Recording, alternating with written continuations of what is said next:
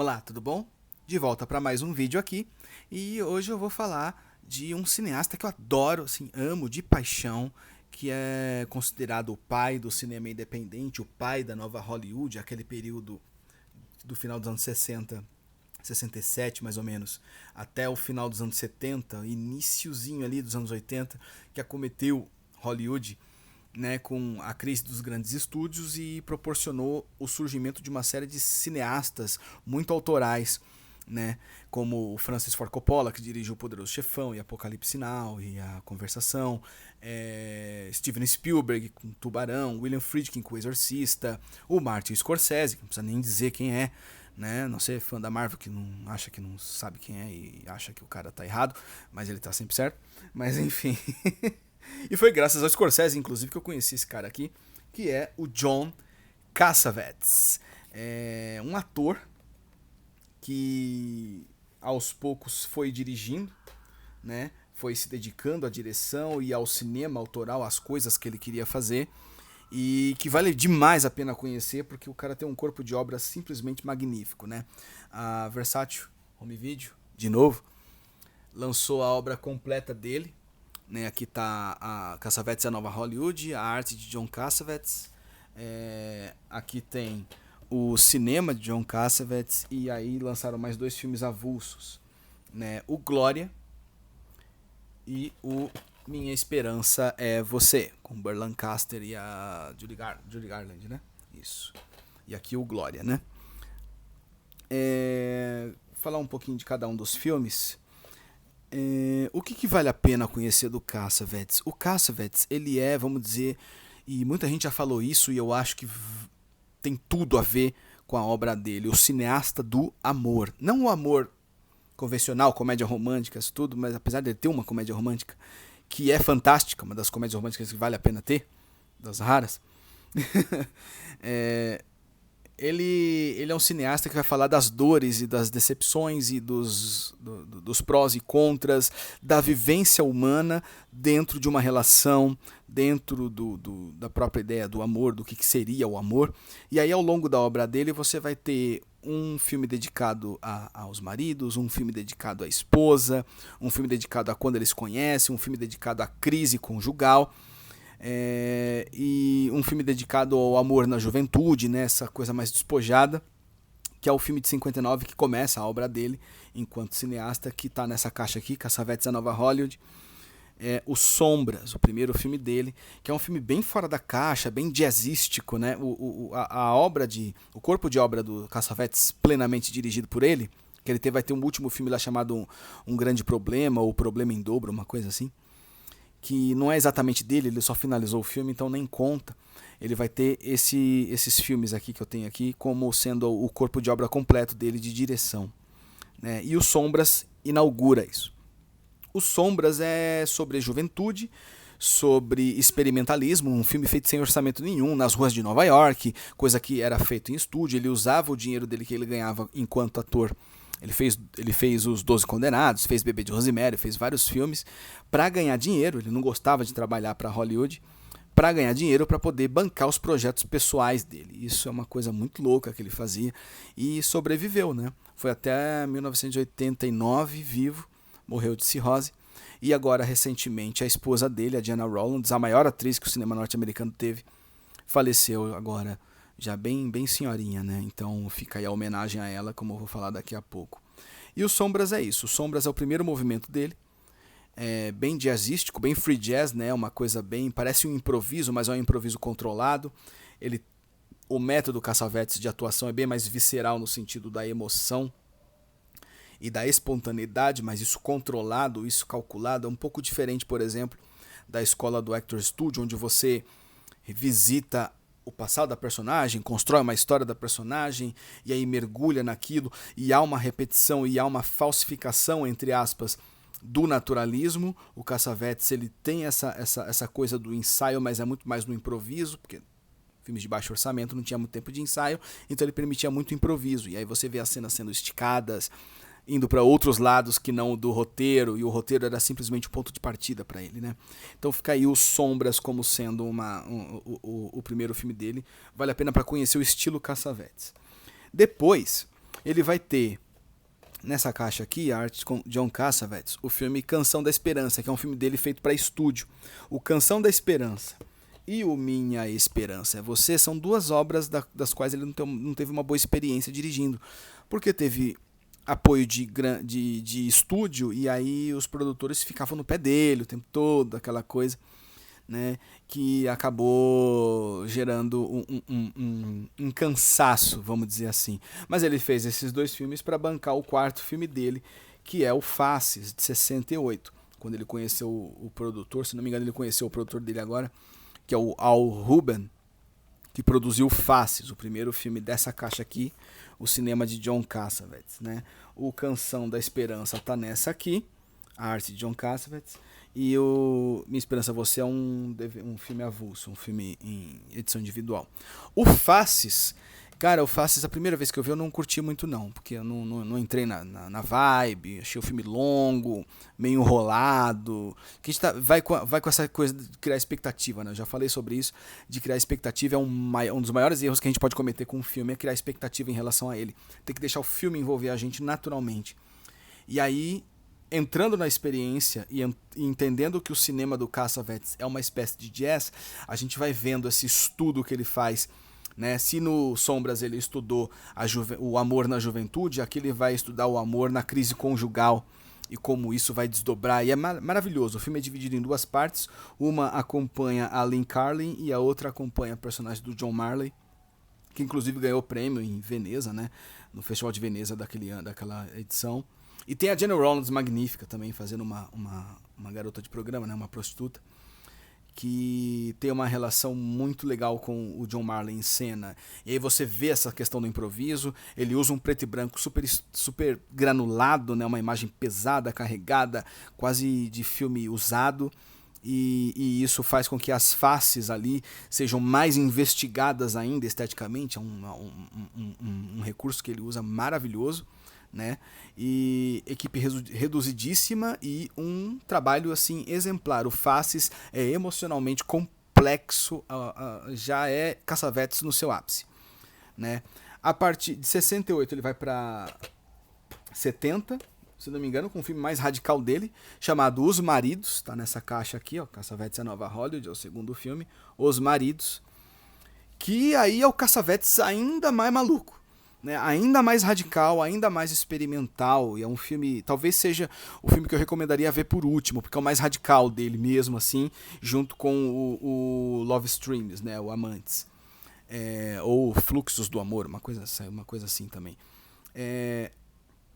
Os Maridos, muita gente acusou o filme de ser machista, mas ele não é um filme machista, mas ele mostra personagens machistas humilhando uma mulher lá na primeira metade do filme, assim, meio pesado, né? O modo como eles tratam ela, como eles distratam ela, como eles enganam as esposas para poder viajar, porque eles estão num processo de luto, né? Eram 4 amigos e aí um morreu e o filme começa com uma série de fotografias mostrando a amizade deles, e aí o filme efetivamente começa com eles indo pro funeral desse amigo. E como eles lidam com a perda, né? Sendo personagens machistas, sendo personagens endurecidos, embrutecidos, meio troncos, assim, né? Meio tronchos mesmo. E como eles lidam com o luto, né? O homem, o masculino, aquele cara que afirma a masculinidade, como que lida com a perda, com a tristeza, com a vontade de chorar. E aí a gente vai ver esses desdobramentos dos Maridos. A atuação maravilhosa do Ben Gazzara, do Peter Falk e do próprio Cassavetes. E vale a pena demais, de 1970, Os Maridos. Em 71, ele vai para uma pegada muito mais leve, que é o Assim Falou o Amor, esse título horroroso, né, de novela das 6, Minnie Moscovitz. Eu me recuso a falar Assim Falou o Amor, é Minnie Moscovitz, que é Minnie, interpretada pela Gena Rowland, e o Moscovitz, interpretado pelo Simon Cassell. Ele tinha essa trupe de atores, Peter Falk, Ben Gazzara, Simon Cassell, a Gena Rowland. Ele tinha esses amigos e alguns parentes mesmo, inclusive a mãe do próprio Cassavetes já atuou em filmes dele. E aí, em 71, ele lançou esse Assim Falou o Amor, essa novela da Globo aí, mas na verdade é o Minnie Moscovitz, que é um filme sobre o início de um relacionamento amoroso. O quão complicado e complexo pode ser pessoas divorciadas, e aí como elas vão se conhecer e se reconhecer e se apaixonar. E aí os personagens são apaixonantes, as situações são igualmente complexas, como a dos maridos, mas num tom um pouco mais leve em relação aos maridos, né? Que os maridos é mais denso. E uma atuação magnífica da Jenna. Falar que a Jenna Orlando está atuando bem é chovendo molhado, é ridículo. Então não vou nem perder meu tempo elogiando ela, porque ela está atuando magnificamente bem. Né? E aí, em 74, veio para muitos o melhor filme dele. Eu fico em dúvida qual que é o melhor dele, se é o Amantes, se é esse que eu vou falar agora, de 74. Uma Mulher Sob Influência, que é o terceiro da caixa Cassavetes, a Nova Hollywood, é o ápice da Nova Hollywood, 74. Ano do Poderoso Chefão 2, ano de Chinatown, ano de Conversação, ano de grandes filmes. E aí sai Uma Mulher Sob Influência. Sai o filme do Scorsese, né? Alice Não Mora Mais Aqui. Sai grandes filmes nesse período, assim. E Uma Mulher Sob Influência é... Se eu falo que a melhor atuação da Jenna Orlando está no Noite de Estreia, ou tá no A Outra, do Woody Allen, ou tá, enfim... Eu recolho tudo que eu digo e tá nesse filme aqui. Ela faz a Mabel, uma personagem, uma mulher, dona de casa, que tá tendo um colapso nervoso e não tá percebendo, ela já tem uma instabilidade emocional, você já vê que ela tem uma condição, e aos poucos isso vai represando, né? Se o amor nas sombras é a juventude, se no Mini Moscovitz é o início de um relacionamento, se nos maridos é o ponto de vista do homem, aqui é o ponto de vista da mulher, né? Se nos maridos é o ponto de vista do marido e como eles lidam com as próprias dores, aqui é a mulher e como ela lida ou não consegue lidar com as próprias dores, por causa do sistema American Way of Life que tinha na época da mulher ser dona de casa e como ela se frustra a partir disso, né? E ela tendo uma condição de uma complexidade mental jamais abeirando um surto, e isso vai desencadear quase numa tragédia, né? Não é uma tragédia porque não há um ato extremo do gênero trágico clássico, mas você vê que podia ter acontecido algo pior, assim. E a Jenna Orlando está... Cara, que atriz. Uma Mulher Sob Influência, 1974, John Cassavetes. Tá? Eu não falei do Minha Esperança é Você, mas enfim, eu já comentei o Canção da Esperança e o Minha Esperança é Você, que são filmes de estúdio. Aqui vai falar sobre orfanatos e tudo mais, né? A questão do amor em relação à adoção e o amor por um filho ou uma filha que não é seu, não é sua, né? Enfim, de novo, a complexidade do amor. O Canção da Esperança também vai falar sobre início de relacionamento e a dificuldade que se tem de iniciar um relacionamento. O Sombras fala desse início, o Mini Moscovitz fala desse início, o Canção da Esperança fala da dificuldade desse início, e o Minha Esperança Você vai canalizar o amor para a ideia da paternidade e maternidade. Depois, 74, aí ele vai para 76, com um filme, um neo-noir, um filme policial, chamado A Morte de um Bookmaker Chinês, que está nessa caixa aqui. O cinema de John Cassavetes. Tudo é versátil, tá? A Morte de um Bookmaker Chinês, que é o filme mais fora da caixa dele, vamos dizer assim, porque não trata exatamente da ideia de amor, o que seria o amor, mas ao mesmo tempo trata de é quase um movimento dele de fazer um filme comercial, tanto que foi um fracasso de bilheteria, e aí ele mandou recolher o filme, ele e o Al Rubin, eles recolheram o filme e reeditaram e relançaram 2-3 anos depois, mais ou menos, com uma montagem totalmente nova, inclusive ressignificando algumas cenas, trocando a ordem das cenas e ressignificando totalmente o filme, tornando um filme mais convencional. Aqui nessa caixa tem as duas versões. Isso que eu acho legal. Você vai ter o filme policial do Cassavetes e o estudo de personagem do Cassavetes dentro de um cinema policial. No mesmo material, mas praticamente dois filmes diferentes, assim, né? A versão mais longa é a dele, original de 76, que eu prefiro. Eu acho o estudo de personagem dele muito complexo. Essa coisa do cara navegando pela cidade, assim, e tentando sobreviver à vida, e de certo modo vai falar do amor dele pelo próprio trabalho. É um trabalho bem chulo, né? Ele é dono de uma boate de strip, mas ele gosta do trabalho. Você vê que ele ama o trabalho e para poder salvar o trabalho, ele se submete, ele não tem dinheiro para pagar a dívida, ele se submete aos mafiosos para fazer o trabalho de matar um bookmaker chinês, só que ele vai perceber aos poucos que não é bem assim que funciona o negócio, é um pouco mais complexo, né? E aí em 77, ele vai lançar um dos grandes filmes sobre teatro dele, que é o Opening Night, Noite de Estreia, e a Jenna Rollins ganhou o prêmio de melhor atriz no Festival de Berlim, né? O Opening Nights, Noite de Estreia. Aqui está o bookmaker chinês, né? Faces bookmaker chinês e o Noite de Estreia. E para quem ama teatro, como eu, vale a pena ver, assim, é um estudo dos ensaios de uma peça de teatro, das crises que se tem, tudo.